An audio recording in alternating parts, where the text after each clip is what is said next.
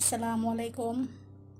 আমি আজকে আপনাদের সামনে নিয়ে আসছি নোয়াখালীর একটি বিখ্যাত কুলাজা পিঠা। আমার কুলাজা পিঠা বানানোর জন্য যা যা লাগবে, চালের গুঁড়ি নিচ্ছি এখানে 3 কাপ।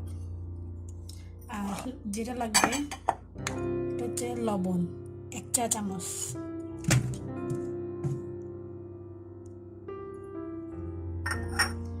লাগবে একটু ডিম,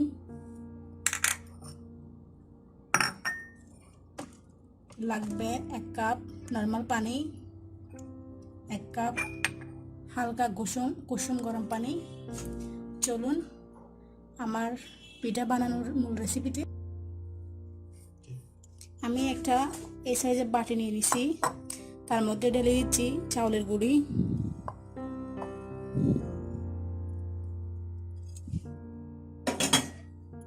দিয়ে দিচ্ছি লবণ 1 চা চামচ,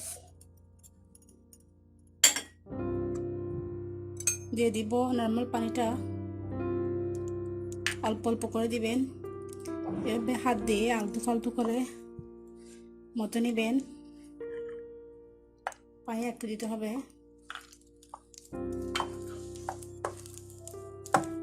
রাখতে হবে একটু জুড়ে জুড়ে।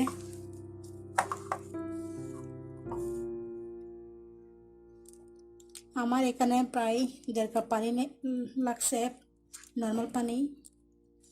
আর খামিরটা এরকম হবে। আমি এর মধ্যে দিয়ে দিব কুসুম গরম পানিটা, এভাবে করবেন। এই খামিরটা একদম পাতলা হবে। আর দিয়ে দিচ্ছি সেই পেটে রাখা ডিমটা,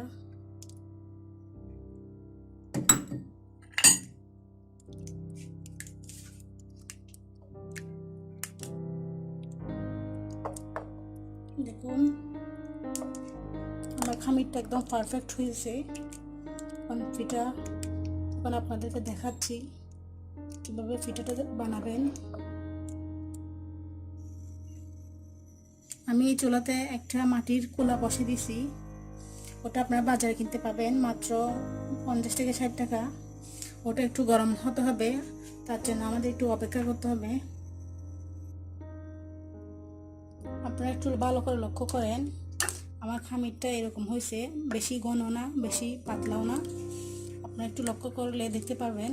দেখুন আমার কুলাটা অলরেডি গরম হয়ে গেছে। দেখুন আমি এখন এটা দিয়ে দিব, এরকম একটা গোল চামচ নিছি,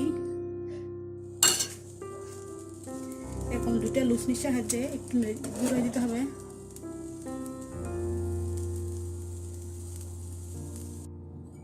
আমার পিঠাটা 30 সেকেন্ড পর খুলে দেখছি, দেখুন মাশাআল্লাহ কি সুন্দর বুদবুদ হয়েছে। এটার নাম হচ্ছে কুলা জালি, তাই এটা এভাবে জালি হতে হবে।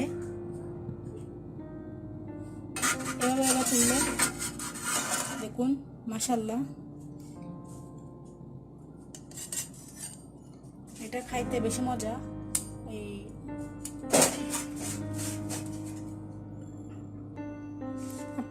আপনাদের সুবিধার জন্য আমি আরো কয়েকটা দেখাচ্ছি। দেখুন এটা কিন্তু খেজুর রস দিয়ে খাইতে বেশি মজা, আর একটু বৃষ্টি হলে ঠান্ডা পড়লে খাইতে আরো বেশি মজা। দেখুন এই যে এভাবে একটু নেড়ে দিবেন, এই যে বুদবুদটা হয়ে যাবে। ঢাকনা দিয়ে দিচ্ছি। আমার পিঠাটা একটু চেক করতেছি আমি, মাশাআল্লাহ এটা আরো সুন্দর হয়েছে। এভাবে আস্তে আস্তে করবেন, উঠে যাবে। কাজটা একদম ইজি।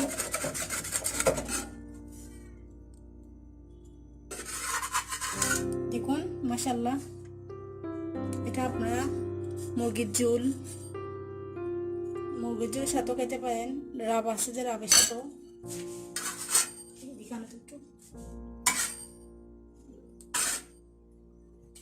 পিঠা করার পর কিন্তু কুলাটা একটু মুছে দিতে হবে, নাহলে আপনার পিঠাটা লেগে যাবে। এগুলো ফেলে দিবেন। আমি আরো একটা দেখাচ্ছি। প্রতিবার পিঠা করার সময় এভাবে একটু নেড়ে দিতে হবে,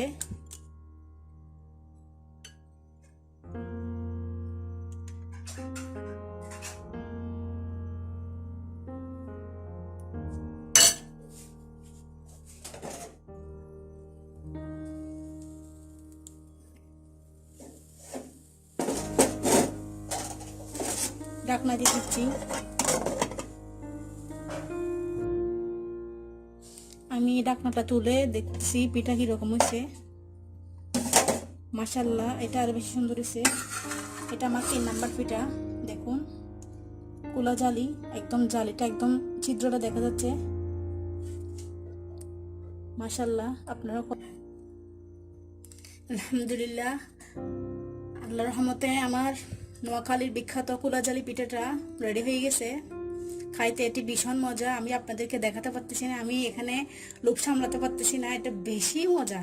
আর হ্যাঁ, আমি আপনাদেরকে একটা কথা বলে রাখতেছি, এই পিঠার জন্য আমি 2জন মানুষকে ধন্যবাদ জানাতে চাই, যার কাছ থেকে আমি পিঠাটা শিখলাম। একটা হচ্ছে আমার এক কালা শাশুড়ি সীতাকুণ্ডের, আর একটা হচ্ছে নোয়াখালীর এক আফু।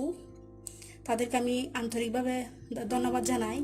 মানে ওদের কাছ থেকে আমি যে এত অল্প সময়ে পিঠাটা শিখলাম, সেজন্য থ্যাঙ্কস আপু এবং কালা। আর দর্শক, আপনাদের জন্য আপনাদেরকে বলতেছি, আপনারা আমার চ্যানেলে অবশ্যই সাবস্ক্রাইব করবেন। আর আমার একটা ফেসবুক পেজ আছে, এফআর চ্যানেল বিডি, ওখানে লাইক করতে ভুলবেন না। আর আমার জন্য বেশি বেশি দোয়া করবেন, নেক্সট টাইম আমি আরও আপনাদের জন্য এরকম নতুন নতুন ভিডিও আনতে পারি। আজকের মতো বিদায় নিচ্ছি। আল্লাহ হাফেজ, আসসালামু আলাইকুম।